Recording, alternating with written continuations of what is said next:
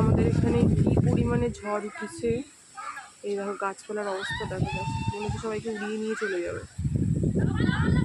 বিল্ডিংটাও মনে হচ্ছে কাঁপছে, এত জোর ঝড় উঠেছে।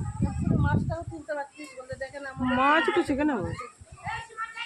আর দেখো ঝড়ের মধ্যে এনাদের ঘোড়া ঠেস নেই, বেরিয়ে পড়েছে ঘুরতে। দেখো দেখো অবস্থা দেখো, তোমার করে দিচ্ছে। মানে ভাবো যেখানে ল্যান্ডফল হচ্ছে কি অবস্থা ওদের উপরে। তোমাদের কাদের কাদের বাড়িতে খুব ঝড় হচ্ছে বন্ধুরা, প্লিজ কমেন্ট করে জানিও। কি খারাপ অবস্থা, ওদের অবস্থা খুবই খারাপ। আমাদের কারেন্টও নেই, আজকে ভিডিও ছাড়তে পারবো না।